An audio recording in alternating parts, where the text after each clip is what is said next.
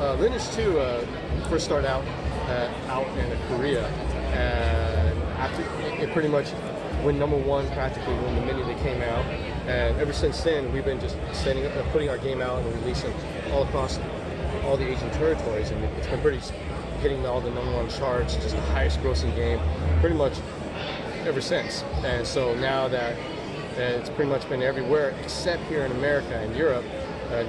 November 15th is when we're hoping to release that game here. Yeah, it's true. From what I've seen, it's a very polished game, actually. It's no surprise it's doing as well as it is. So what made your team decide to bring it to North America? What are, the struggles that you guys have experienced trying to localize it to here? Well, the struggles that we had is that it is a brand that used to be in America, but is no longer in America. And because of that, we are trying to find a way to reintroduce Lineage back to the American audience and bring all the faithfuls that still remember it, back to its core.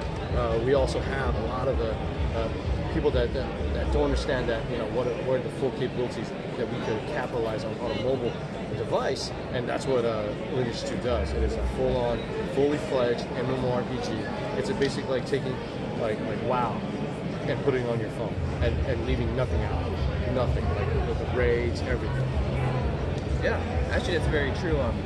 From when I first looked at it, it was hard to see that it was actually a mobile game. It looked like something I would play on a PC. Yes.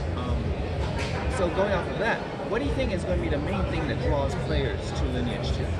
It's going to be twofold. It's people that love MMORPGs, people that are looking for something a little bit more, that your typical mobile type of game. People that also love massive battles, massive scale multiplayer battles that happens, but they could do it anywhere. This is the type of game. People that love to build clans, want to build guilds, that want to play together with friends. This game has that capability. I think our clan is up to, they can build a clan up to 50 players, and then that's where you go into the massive scale battles like in Fortress Siege. Yeah, so actually here at TwitchCon we saw a presentation where it's actually 30v30, from what I can see. And it's actually really huge.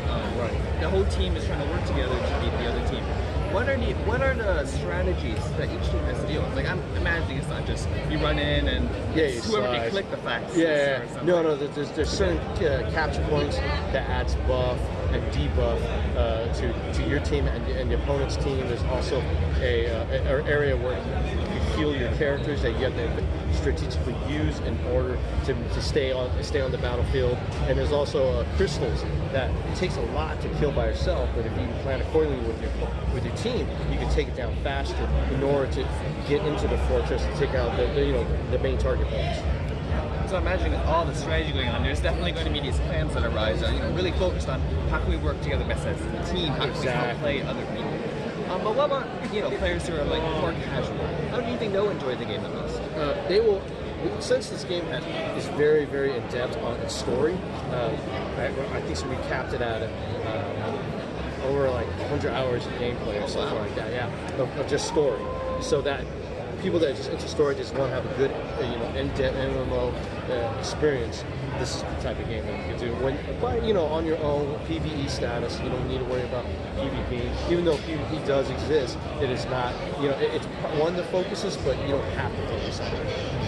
Yeah. So actually, that is really interesting, man, because there's a lot of games that go too far in either direction, right? Right. And it's really cool to see you guys strike a balance between them. Do you think this game is going to be a bit too hard to run on some devices? What kind of devices can we expect? We've actually tested it on an iPhone 5, and so everything from iPhone 5 up, including Android devices, are capable of running this game. Of course, because the high fidelity of the graphics, depending on your device, you may have to tone down the graphics in order to compensate for whatever your device can possibly do.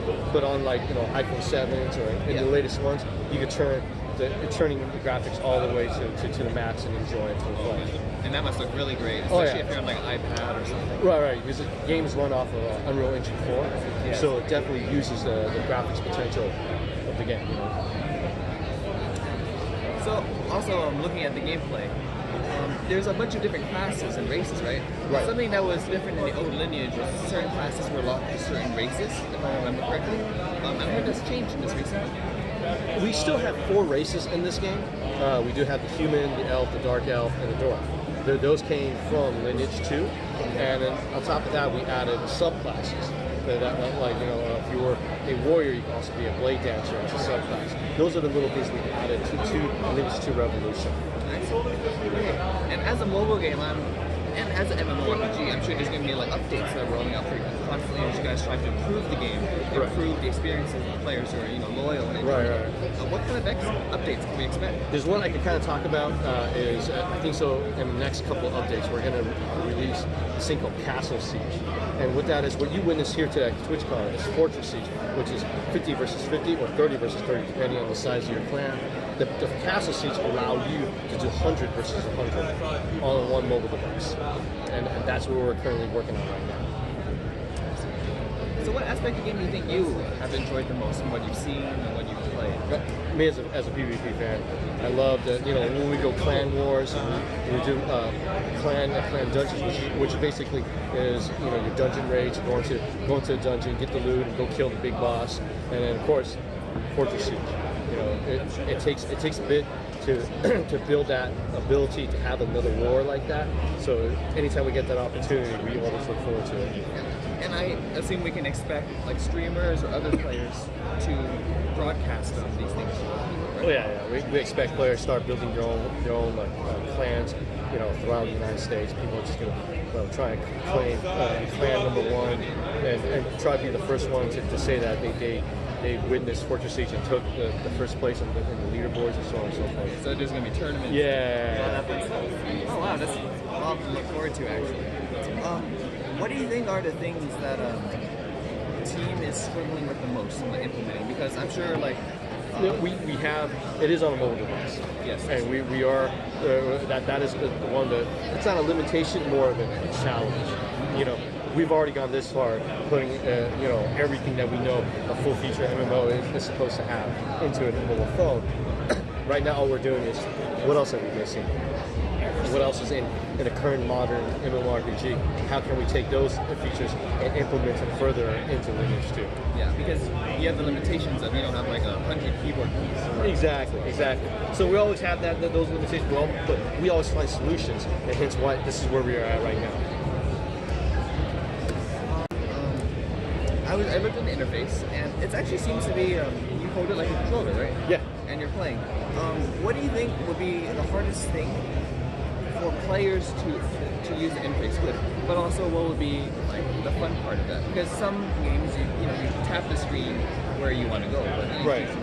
Yeah, Lineage 2 is kind of like it's basically a game. You control everything in real time where you want to go.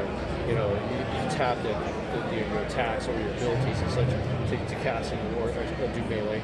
So the only challenge I can see is that you can't play this while you're driving. You can't. It is very. And you shouldn't. Yeah, you shouldn't, of course. Obviously, if you're in a classroom environment or in some environment where somebody could see you, normally holding it vertically, you could kind of get away with saying, I'm checking my email, so forth. I don't think you could do that with Lineage 2. You could tell that you're playing a game by holding it, horizontally. So, other than that, I can't see any other challenges here. Being as we're all gamers, it is very, very intuitive, right off the bat. This is my controls. This is what I'm doing. Okay. And as you guys are making this game, I'm sure you started with a vision, right? This is what we want to make. Yes. I'm sure somewhere along the line, someone had a great idea about something else to put in the game, some way to make it better for players, more fun, more exciting. Do you mind telling us about those? I think so. One of the is when we first started creating an MMORPG, is when we got to a point where we have a lot of people in here. What else can we do to get these guys together? It's Fortress Siege. That's true. I think something that's been catching on recently is a lot of co-op play. Right. Where it's one thing just to fight each other in an arena, but it's another thing to team up with other players and work together towards a common goal. Right. And I'm sure there's going to be a lot of community support, building up around, making sure these players are enjoying this game together. Right. It's not even though it's something you can enjoy by yourself, like you said, it seems to be that there's being a lot of emphasis placed on the multiplayer aspect of this game. Right, definitely. That's it's we want people to play together. We want to build a community out of this game. We want to build clans, just to play together, to do the clan dungeons, to do the epic quests all together, to do fortressing. That way, playing together has always been it's been the model lately for any game. You want to play together. Even though solo play is still very very important, playing together is just as hard. So there's gonna be a lot of players who pick up this game, either single player or multiplayer. And I noticed it's got Lineage 2 Revolution. And when I was looking at it, I got a little bit confused at first because there's Lineage 2. Yes. And then there's Lineage 2 Revolution. So yes. What caused you guys to decide to take this on as a name?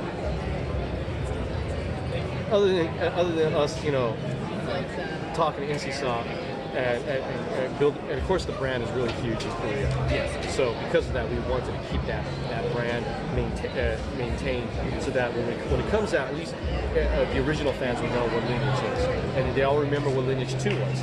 Yes. So we figured, this is a kind of a revolution where we're building a full-fledged MMORPG into a mobile phone. So that's kind of like an revolution to its own. So and the story itself lends to the fact that I think it was like 100 years before. Don't quote me on this. It's 100 years before Lineage 2 happened. So this is kind of like a prequel to it. Oh, that's really interesting. So in that case, the players who have played Lineage 2 and have been very loyal fans, I know there's this player base that's very loyal to the game. They're going to immensely enjoy the game in that aspect. Correct. But what about newer players? Do you think they'll also be able to enjoy the game, jumping straight in? Because they won't know this backstory, right? Right. So what steps have you guys taken to make sure that players who have never had this experience before, make sure they enjoy the game fully? We made sure that the story from the get-go could be told, that any player can go in and be able to understand. And of course, there's little tidbits that we left, footnotes that fans of the game will get right off the bat. So that way, it's staying true to the old, to the Lineage fans, as well as bringing a brand new experience to people that never heard of Lineage.